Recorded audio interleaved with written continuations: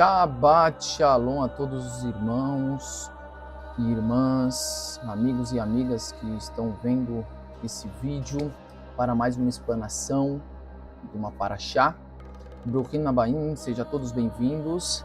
E é uma alegria, né? Como sempre sempre digo que é uma alegria estar aqui explanando, né?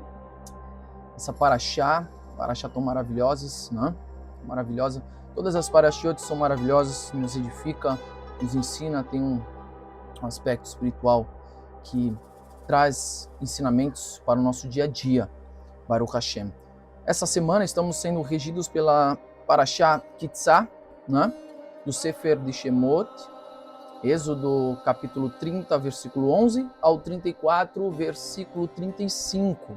E hoje vamos explanar essa parashá, porque ela traz muitas informações, muita coisa que vai nos edificar.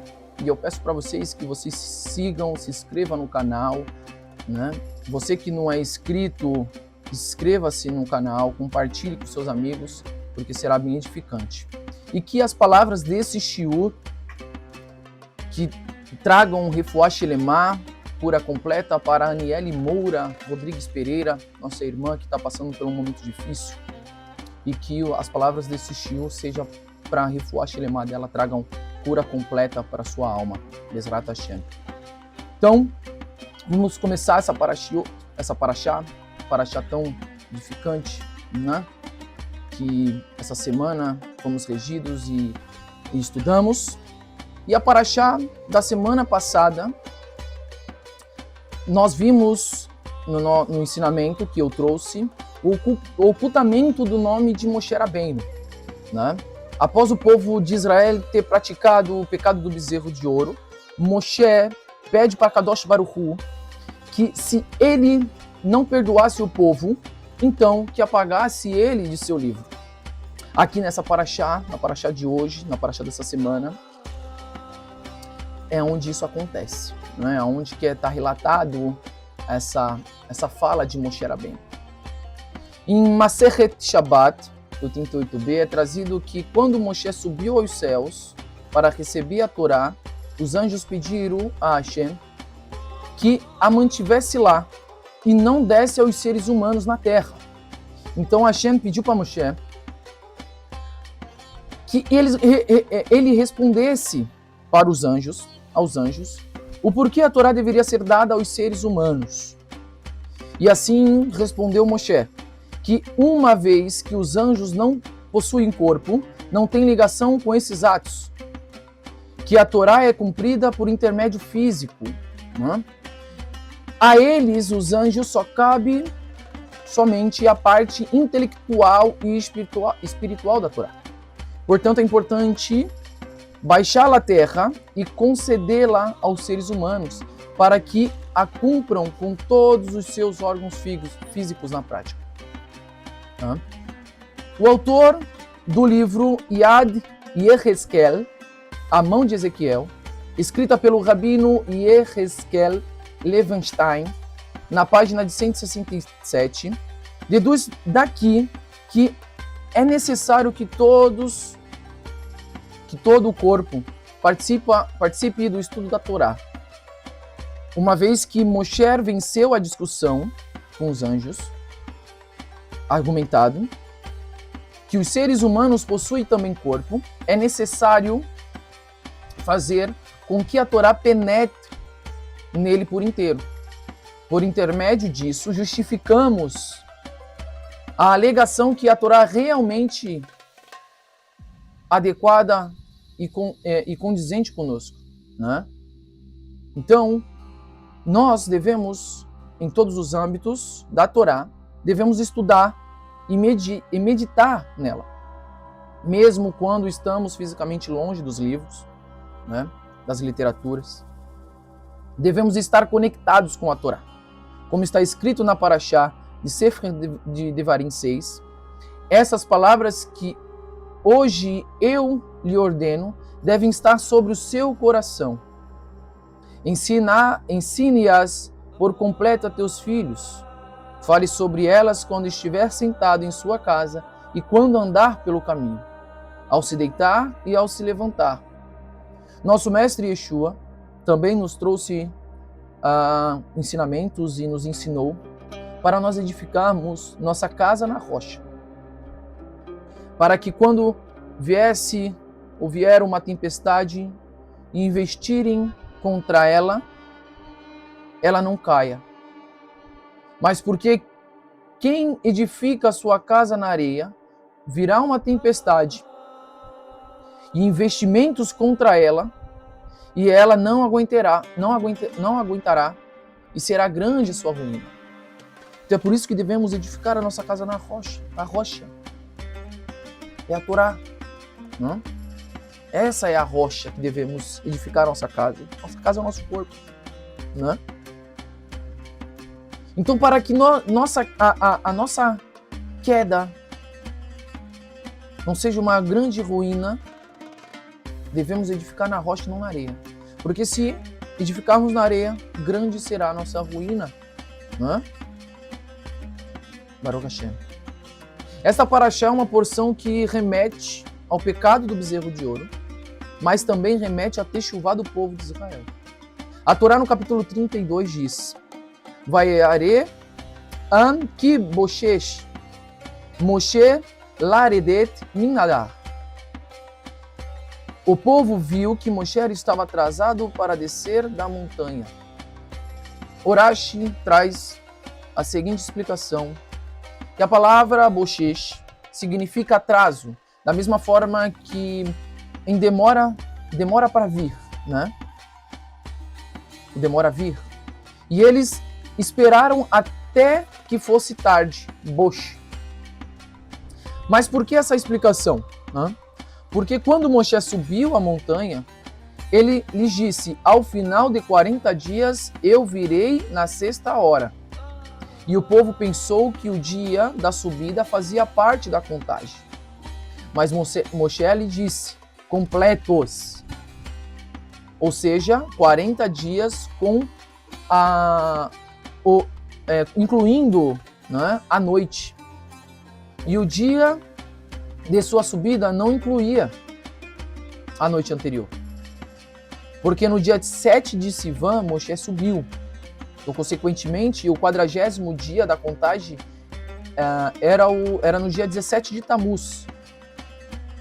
E no dia 16 veio Satã e confundiu o povo, mostrando uma imagem escura, nebulosa e de confusão, para que dissessem: com certeza Moshe morreu. E foi por isso que veio a confusão ao mundo. Então Satã disse: Moshe morreu, porque 6 horas já se passaram e ele ainda não voltou. Não pode-se dizer, Urashi ele continua, falando que não pode-se dizer que o único engano deles foi porque era um dia nublado. E eles estavam confusos quanto ao horário, entre antes do meio-dia e depois do meio-dia. As 6 horas mencionadas por Moshe iam desde o amanhecer até o meio-dia, porque Moshe só desceria no dia seguinte, conforme está dito. No dia seguinte, eles se levantaram cedo e trouxeram oferendas queimadas. Então o povo pede a Aharon, com tudo isso, o povo pede a Aharon para fazer para eles deuses que fosse perante eles. E Aharon tentou ganhar tempo. De todas as maneiras, Aharon tentou ganhar tempo, pedindo para... E a primeira coisa que Aharon pediu foi que eles tirassem os brincos das orelhas de suas esposas, filhos e filhas. Porque as mulheres gostavam de suas joias. Mas foi inevitável, porque os homens tomaram à força, tomaram de suas mulheres as joias, e aí Aharon tomou essas joias, amarrou num pano, e aí foi feito um bezerro fundido, e o povo pecou. Neste momento, o povo traiu Hashem, praticou adultério, um adultério espiritual contra Kadosh Baruch Hu, porque a relação entre Israel e Deus é descrita na Torá como uma relação de aliança muito íntima,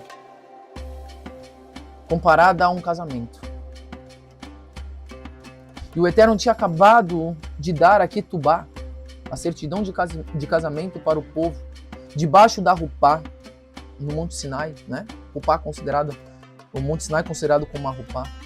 E assim aconteceu com Eva no Éden, quando comeu do fruto proibido, também e foi enganada pela serpente.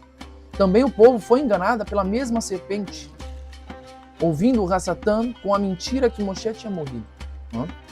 O Midrash Shemot Rabbah traz uma parábola muito conhecida, que um rei havia se casado com uma mulher e, enquanto o casamento ainda estava sendo celebrado, ela foi encontrada se relacionando com outro homem.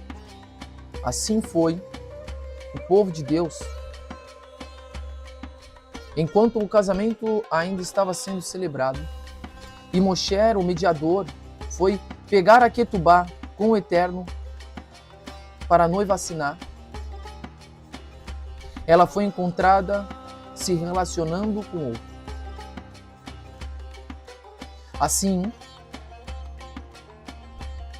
como um homem, né, fica com raiva quando descobre que sua esposa está em prática de adultério, fica ali decepcionado. E nós somos a imagem e semelhança de Hashem. Também foi o Eterno, assim foi com o Eterno.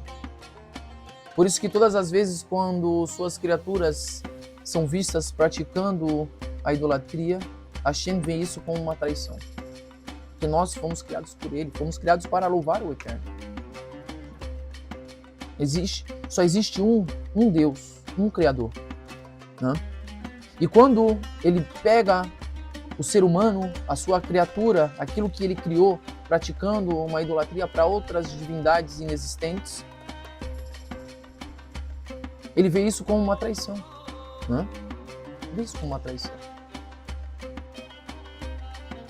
Principalmente quando se refere a um povo que faz uma aliança com ele. Nossos sábios dizem: Al tikre harut elá harut. Al tikre harut elá harut. Desculpa. Não leia harut, mas sim herut. Por que harut? Não? Porque harut significa gravado e herut significa livre, pois na hora em que o povo recebeu a Torá, se libertaram do anjo da morte, ficaram livres do jugo das nações, livres do Yetzer Hará. Tudo voltou a ser como era no Gan Eden, antes do pecado. O mundo recebeu uma segunda chance, um tikkun akotz vedadar. O anjo da morte foi anulado. Já o pecado do bezerro de ouro fez com que as coisas regredissem ao estágio de depois do pecado original. Voltou como era lá quando Adam e Rava comeu do fruto. Alguns Rahamim dizem que a maioria do povo não adorou o bezerro de ouro. E que o problema começou com um grupo de pessoas que é chamado pelos Rahamim de Ervirav. Pois está escrito na Torá que Deus fala a Moshe: vá e desça, pois o seu povo que você tirou da terra do Egito se corrompeu. Segundo alguns comentários rabínicos, foram eles que pressionaram para criar o ídolo. Mas está escrito na Torá que Hashem ordenou que cada homem empunhasse sua espada e que fosse de um portão a outro do acampamento, e que cada um matasse seu irmão, amigo, próximo ou parente. Então havia uma parcela dos filhos de Israel no meio do grupo Ervirav. O Arizal diz que o valor numérico de Ervirav é igual ao de Daat, 474. Conhecimento ou união, pois foram eles que retrocederam ao Etz Adaat, árvore do conhecimento. E o Erevirav representa a mistura do bem com o mal, o Dadar. Por isso, diz o Ben Ishai,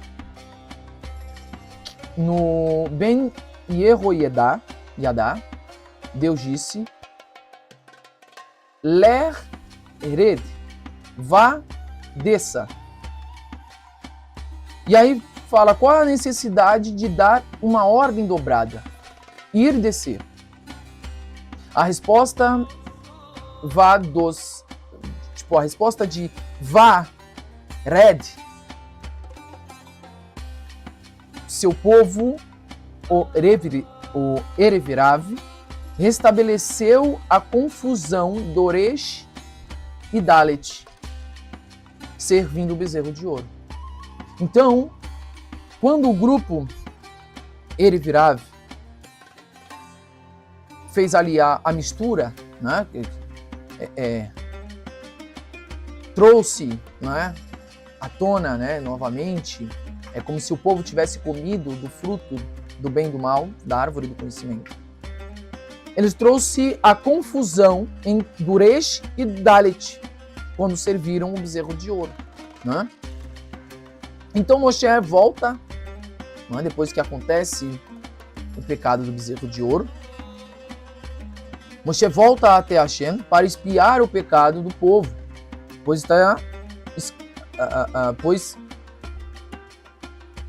está aqui, Moshe disse, né? Está escrito que Moshe disse ao povo, vocês cometeram um grande pecado.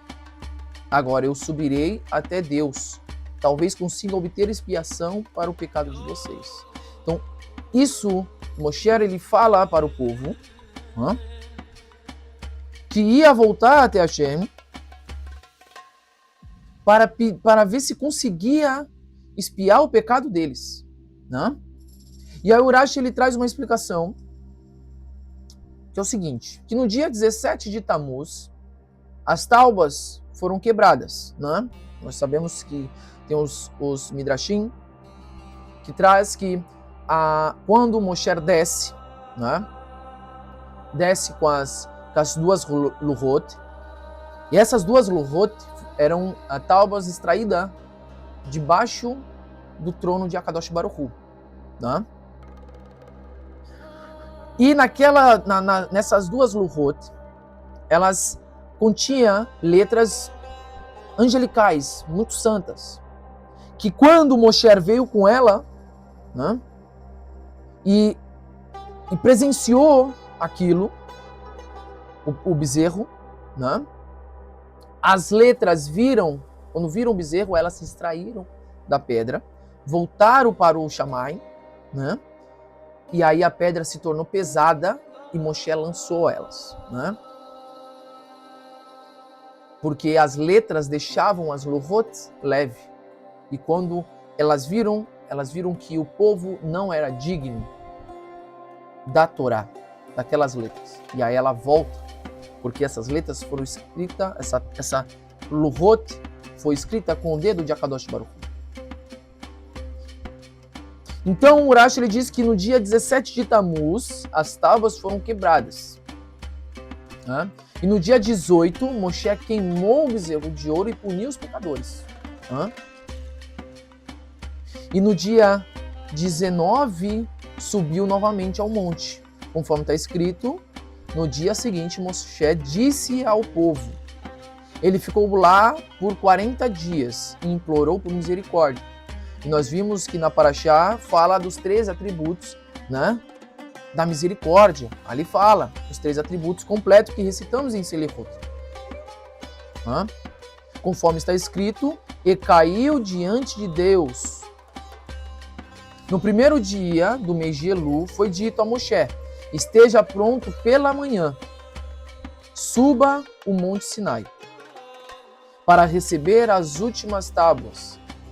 E ele passou 40 dias lá, conforme foi dito a respeito deles. E fiquei em cima da montanha, assim como os primeiros dias. Assim como os primeiros dias foram com boa vontade, assim também os últimos dias foram com boa vontade. Daqui podemos deduzir que os 40 dias intermediários foram com ira. E Moshe teve que interceder em favor dos filhos de Israel junto ao Todo-Poderoso.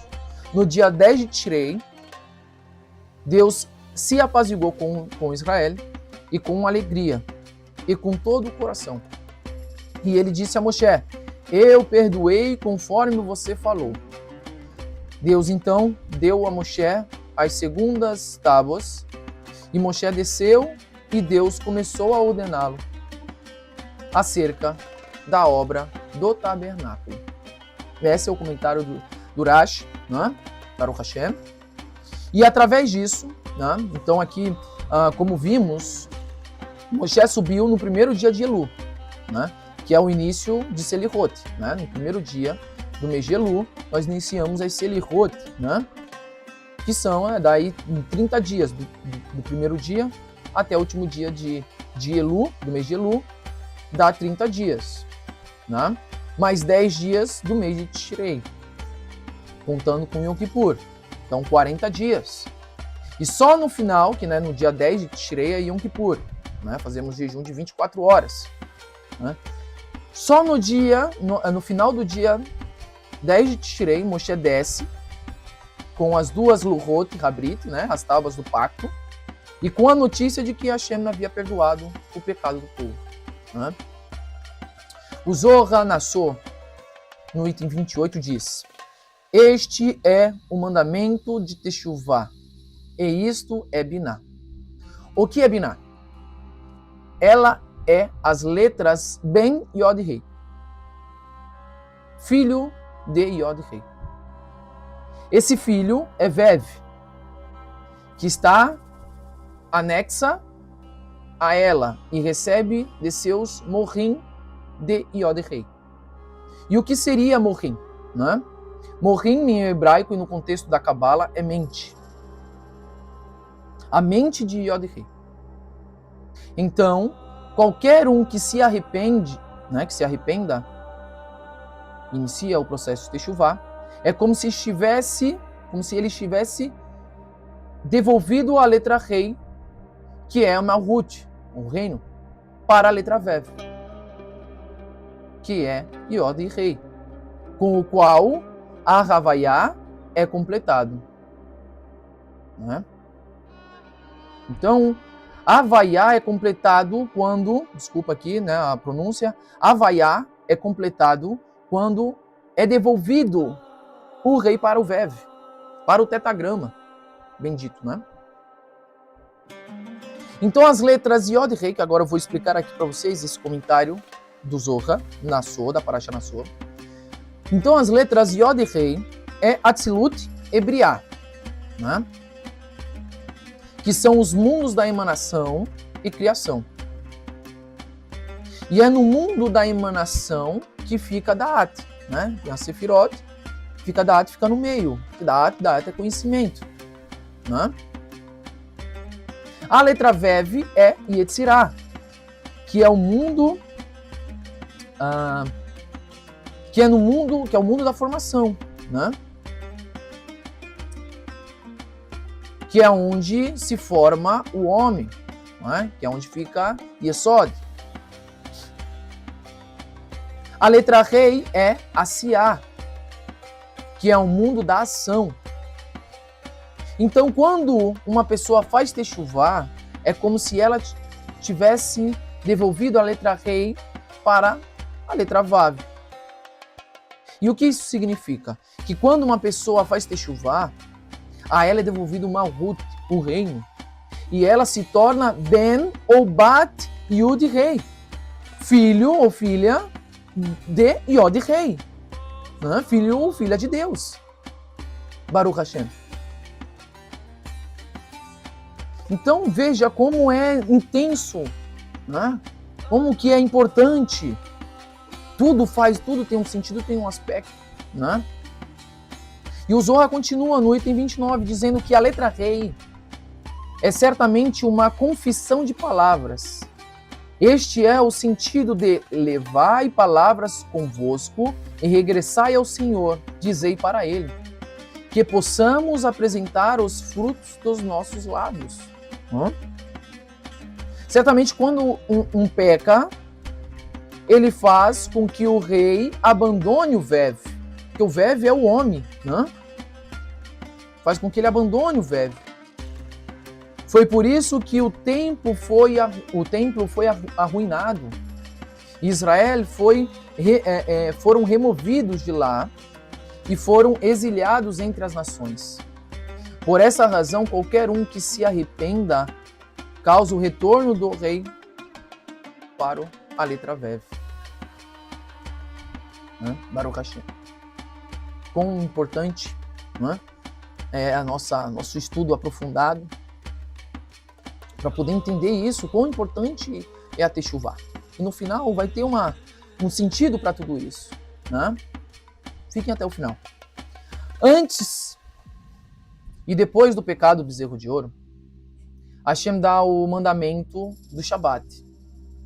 Como está escrito, você falará aos filhos de Israel, dizendo-lhes, mas vocês devem guardar meu Shabatot, pois ele é um sinal entre mim e vocês, por todas as gerações, para saber que eu, Deus, os santifiquei. Guardem o Shabat, pois é algo sagrado para vocês. 6 dias trabalho será feito, mas o 7º dia é o Shabat de descanso completo e santo para Deus. O Zohar Nassau, continuando, traz muitas coisas importantes, né, muitos assuntos importantes. Lá no seu item 34 diz que foi certamente sobre esta forma da letra rei que afirmaram eles, eu tenho um bom presente no meu tesouro, cujo nome é Shabat. Shabat é Malhut, o reino, né? Que é o final da obra da criação. Quando guardamos Shabat, nós fazemos recordação ao final da obra da criação. Quando Deus olha e fala que vê que tudo que ele fez foi maravilhoso. E santifica esse dia. Então Shabat é Malhut. E quando ela ascende até Biná. Quando esta Malhut, que é Shabat, está sobre Israel, eles não têm trabalho nem escravidão, e nela a alma trabalhadora e da labuta para o descanso, para descansar. Né? Então o Shabat é um presente que foi dado para Adão no Éden. Né? Lá iniciou o Shabat. No 6º dia, a Kadosh Baruch Hu fez o homem. No 7º dia, ele santificou e abençoou. Né? Abençoou e santificou o 7º dia. Daqui entendemos que com Adão, Deus fez o Kiddush do Shabat. Né? Deus fez o Kiddush do Shabat. E sucessivamente, o mesmo Shabat foi dado ao povo como uma aliança. E é através do Shabat que Hashem vê se o homem fez aliança com ele. E é por isso que muitos impedem vocês, não só eu, mas impede vocês de cumprir o Shabat. Não só a igreja, mas como também a gama do judaísmo ortodoxo impede. Porque é pelo Shabat, né, que é visto se o homem fez a aliança com a Kadosh Baruch Hu.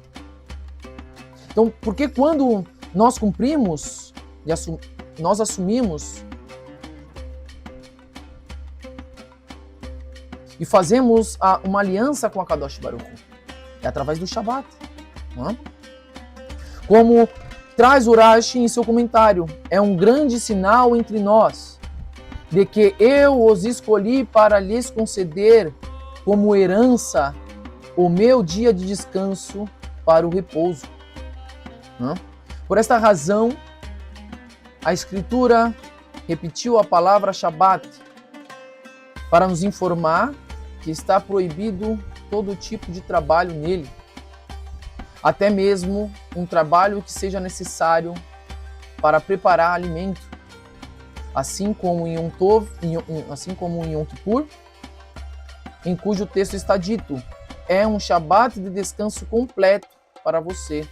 Todo trabalho está proibido. Então veja que através do Shabat nós fazemos aliança com Deus. Nós fazemos aliança com o Eterno. E a palavra descanso, a palavra descansou, na verdade, em hebraico vai nafash, conforme Onkelos traduz, venar, e descansou. Cada vez que a expressão nofesh, descanso, aparece, tem um significado associado a nefesh, alma, porque o descanso restaura a alma e a respiração da labuta do trabalho. Para o Hashem. E agora o Rashi ele traz um versículo que se refere também a Deus para nos auxiliar a entender o conceito de descansar aplicado ao Criador. E sobre quem está escrito: Deus não se cansa e nem se fatiga.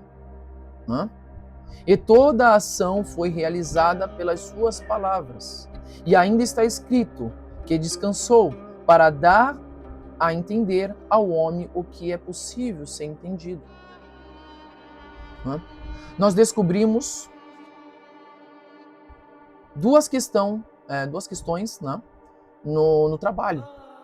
O trabalho e a recompensa são duas questões.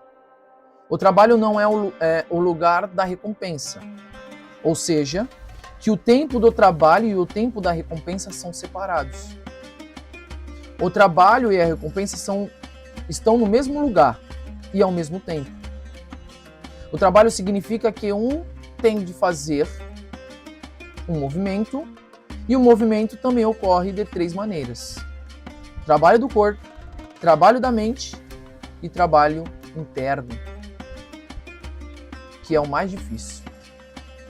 Isto é feito quando ele deve trabalhar com a mente, enquanto faz coisas que contradizem a mente e ao intelecto. Isto é, ele deve anular sua mente. Isso significa que a mente manda que ele faça isto ou aquilo, mas ele faz um movimento para cancelar sua mente, que ele entende ser 100% verdadeiro de acordo com a sua mente. E todavia ele anula esses pensamentos.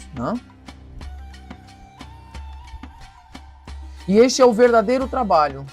Por isso está escrito: 6 dias trabalho será feito, mas o 7º dia é descanso completo. Baruch Hashem.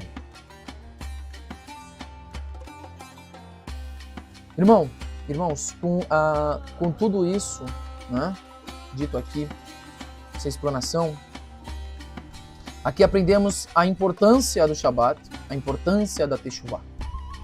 E existe 3 mandamentos para o início de uma Teshuvah verdadeira. Para o início de uma Teshuvah, que é abandonar a idolatria, a imoralidade sexual e o derramamento de sangue. Porque esses são os pecados que Deus abomina. São os 3 pecados que Deus abomina, detesta. E há um 4º mandamento, que é a guarda do Shabat, porque é pelo Shabat que você irá aprender sobre as 613 mitzvot, os 613 mandamentos de Akadosh Baruch Hu. Quando Yaakov Hatzadik, conhecido como Tiago, irmão de Yeshua, lá em Atos 15 fala sobre isso, fala sobre esses 3 processos para o início da Teshuvah. O derramamento de sangue é mudado para a carne sufocada e o sangue. Isso nos traz a ideia não de que pode derramar sangue do seu irmão, mas que quando você se impurifica do sangue animal, você está comendo a alma do animal. Como está escrito na Parashá Aharimot, se qualquer pessoa, seja da casa de Israel ou dos convertidos que habitam entre eles, comer qualquer sangue, eu dirigirei meu rosto à pessoa que comeu sangue e a extirparei dentre o seu povo. Porque a alma da carne está em seu sangue. E foi por isso que eu designei que ele fosse colocado sobre o altar para espiar pelas almas de vocês. Então, quando nós comemos, quando nós não, né? Nós fazemos alimentação kasher, mas quando uma pessoa, né, come uma carne treife, ela come a alma do animal. E isso nos ensina que se você fizer esse consumo, você fortalece o seu Yetzer Hará, porque o seu Yetzer Hará está no seu sangue. A alma animal é considerado como uma alma animal. A inclinação para o mal, né? Que é a porta para o pecado. Por que Deus fala que vai extirpar? Porque Ele designou isso como algo para espiar pelas suas almas. Veja, aonde está a sua alma? Se a alma, o sangue do animal, a alma do animal, da carne do animal está no sangue, e é o sangue que espia pela sua alma, veja, analisa, né? Aonde está o teu Yetzer Hará? Porque é com o teu Yetzer Hará que você peca. É com o teu Yetzer Hará que você cai, né? O teu Yetzer Hará lança algo e o teu coração se inclinar, se ele se inclinar, ele vai cair e vai transgredir, né? E isso, o Yetzer Hará, é a porta para o pecado. E isso te levará a essas 3 transgressões: a idolatria, a imoralidade e o derramamento de sangue do seu irmão, né? Então é por isso que Deus dá esse mandamento. E é por isso que Yaakov Hatzadik, conhecido como Tiago, irmão de Yeshua, fala sobre isso, né? Muitos não entendem. Inclusive, até os ortodoxos, quando leem a Brit Hadashah, se confundem, não conseguem entender nada. Por ser pessoas extremamente inteligentes, não conseguem ler uma coisa tão simples. Mas é a cauterização da mente, né? Como vi esses dias um vídeo de um ortodoxo falando sobre a passagem de Marcos, que também está ligada em Mateus, se não falha a memória, Mateus capítulo 15, que vai falar que Yeshua disse: aquilo que entra pela boca do homem não o contamina, não, mas sim o que sai. Calma lá. Vamos ler desde o início. Os peruxinhos fariseus acusam ele de fazer com que os seus discípulos transgrida. Não sabeis que deves lavar as mãos antes de comer o pão? Está falando do Netilat Yadayim, né? Está falando do Netilat Yadayim, não está falando de comer qualquer tipo de animal que foi kasher, vamos quebrar a lei da kashrut. Não tem nada a ver. Isso me impressiona, um ortodoxo falar uma coisa dessa. Não atacando o ortodoxo, porque são pessoas que vivem de livros. Nós hoje, muitos de nós, estamos nos acostumando com o livro. Mas eles já vêm de berço. São ensinados a leitura. Nós não. Nós somos ensinados a escutar, só escutar, aprender com o ouvido e não com o livro, né? E hoje nós estamos nos acostumando com isso, né? Aos poucos. Isso me impressiona, porque o texto está completo. Não tem 2 versículos no capítulo. Tem muitos versículos, e inclusive Yeshua diz: vocês estão me, né, vou dizer com as minhas palavras, vocês estão me acusando de eu fazer meus discípulos transgredirem por um mandamento que não é deoraita, por um mandamento que não está na Torá. Ele é um mandamento de Rabanã. Aonde está na Torá que Deus fala para nós lavarmos as mãos antes de comer o pão? Isso era mandamento para o sacerdote no Beit HaMikdash, de lavar as mãos e os pés ao mesmo tempo. E tem uma ordem, né? Muitos ensinam nos comentários dos Rahamim que eles colocavam o pé, a mão sobre os pés e lavavam junto e faziam uma brachá, né? É por isso que o altar, né, o lavatório ficava no meio do altar e do Santo dos Santos, né? Ele ficava no meio, no centro, ali para poder, após fazer o sacrifício, se lavarem e depois fazer o restante do trabalho, né? Do Avodá. Então, ali está sendo falado, Yeshua está falando sobre o Netilat Yadayim. Como uma pessoa vai lavar a mão para comer um pão no meio do deserto. Um exemplo. Isso para mim. Se não há nem água no deserto, né? No mínimo, para você lavar a mão, você precisa um pouco mais de 700 ml de água. Você imagina desperdício de 700 ml de água, né? O mandamento do Netilat Yadayim, visto por aqui nesse texto, nesses ensinamentos, é referente quando você acorda, que você traz impurezas de acordo com a Kabbalah, né? Você traz impurezas, sua alma é 1/60 da morte. Você, quando dorme, você morre praticamente. É uma morte de 1/60, né? E sua alma passa pelos 10 planetas do sistema solar, bem dizer assim, né? E você traz a impureza desses 10 planetas quando você volta, né?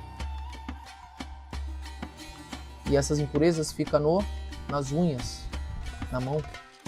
E na nossa mão tem o tetagrama, né? E é por isso que o Eterno, quando manda abençoar o povo, ele manda: e porão o meu nome sobre os filhos de Israel, e eu os abençoarei. Porque na nossa mão tem o tetagrama, né? Na mão direita, Yud, Rei, mais a letra Vav, mais a letra Rei. Então, quando nós fazemos a lavagem das mãos, pode ver que temos 10 dedos, que representa as 10 sefirot. Temos 14 faringe, né? Na mão, nos dedos. 1, 2, 3, 4, 5, 6, 7, 8, 9, 10, 11, 12, 13, 14. Eu já trouxe lá no meu Instagram, está lá, a ensinamento sobre isso, né? Vocês podem entrar lá no canal no Instagram da Beit Netzari Brit, e vocês irão ver sobre isso que eu estou falando. Então, quando nós lavamos as mãos, nós santificamos, limpamos a impureza e santificamos o nome de Akadosh Baruch Hu. E é sobre isso que Yeshua está falando. É sobre isso que Yeshua está falando. E ele diz: e vocês que colocam os mandamentos, né, as tradições, na verdade, as tradições dos anciões, acima dos mandamentos de Oraita, não sabeis que você deve honrar seu pai e sua mãe? Baruch Hashem. Então ali não está falando, muito menos em Atos. Atos 10 fala de acepção de pessoas, está lá escrito, lê tudo. Atos 10, quando Kefa vê o lençol, ele fala: nunca comi animal impuro. Pai, não será agora que eu vou comer? Está falando de Cornélio, que por ser um gentil, fazia tzedakah e orava muito. Fazia muita caridade. E Deus vê isso.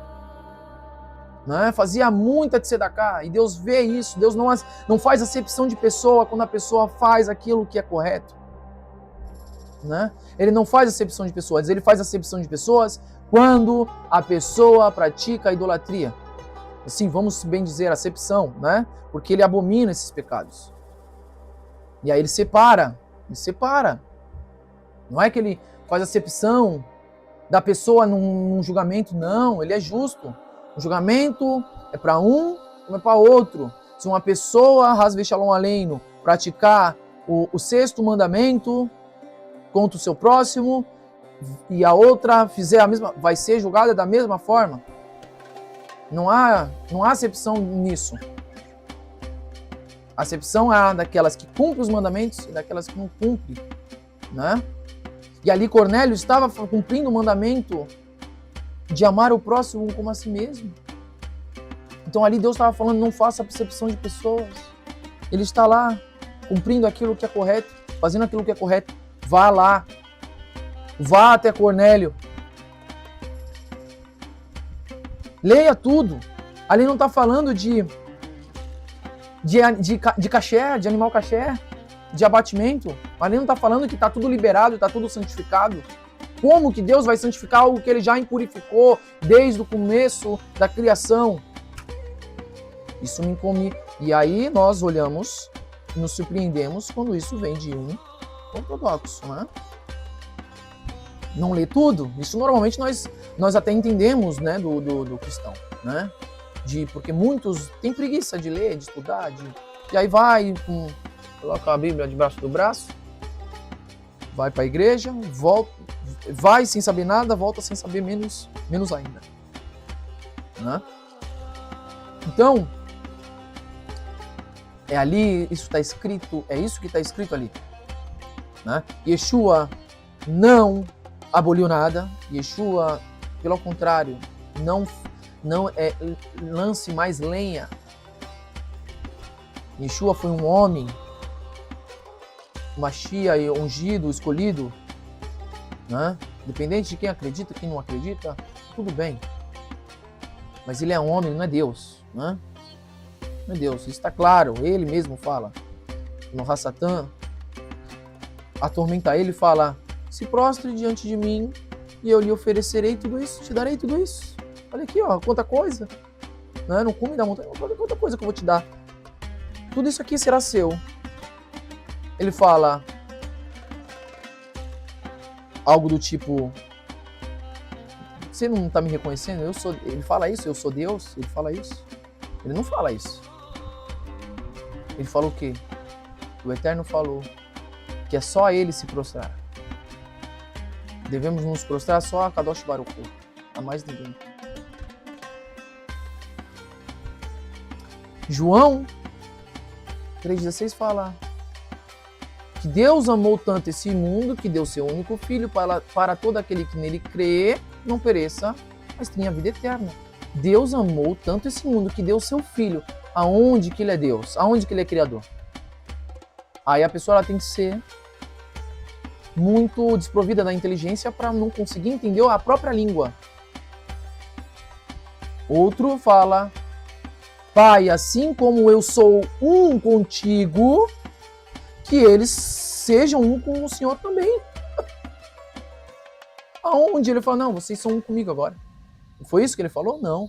Assim como eu sou um contigo, Pai. Então, por que o cristão acredita nessas teologias cabulosas? Porque só escuta, mas não lê. Esse é o problema, né?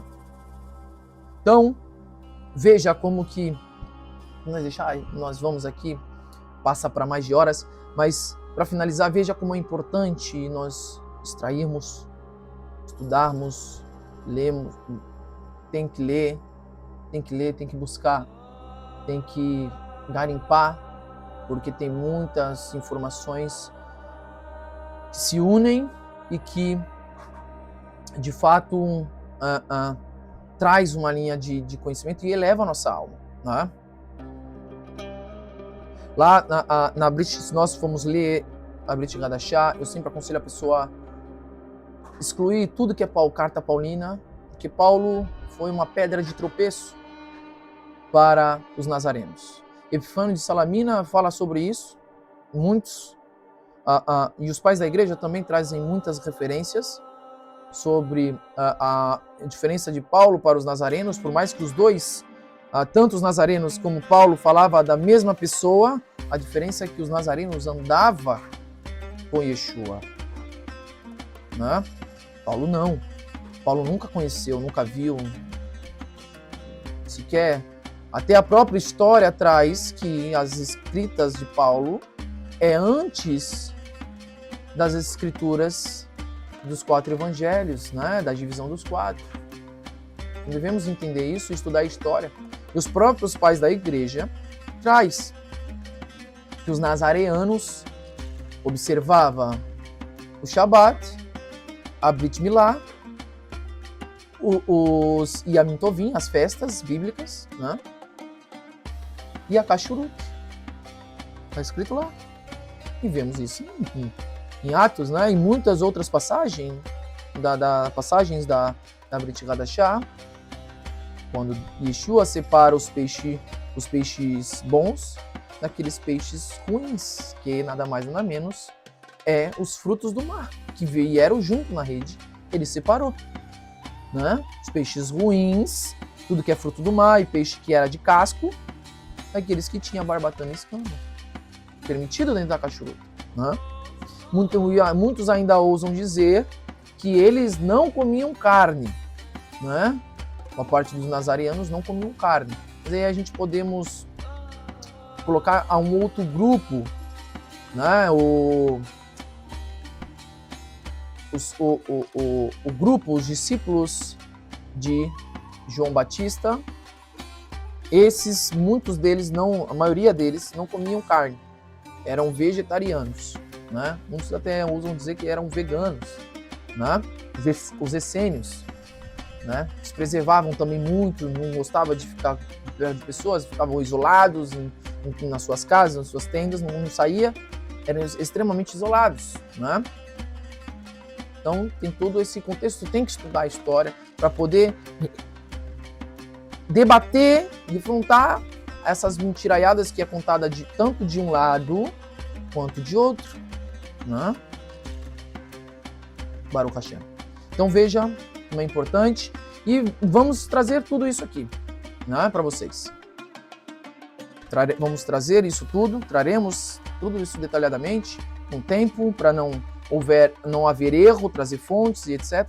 Então tudo tem que ser trazido com calma, pensado, para não errar e depois ter que se corrigir, e isso leva a um erro gigantesco, porque outras pessoas podem escutar e podem falar errado e etc. e tal. Então, para evitar isso, nós estudamos com fontes, tudo, trazemos tudo, montamos o quebra-cabeça junto com a Brit Hadashah e sem sair da Torá, que a Torá é a nossa fonte de vida, é ela que nos mantém vivos, né?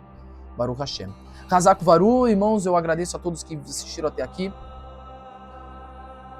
Baruch Hashem, a todos que nos acompanharam, né? Viu até o final. E eu peço para vocês compartilhem, né? Compartilhem esse vídeo para seus amigos, seus familiares, aqueles que você quer fazer uma techuvá, quer iniciar seu processo de techuvá, né?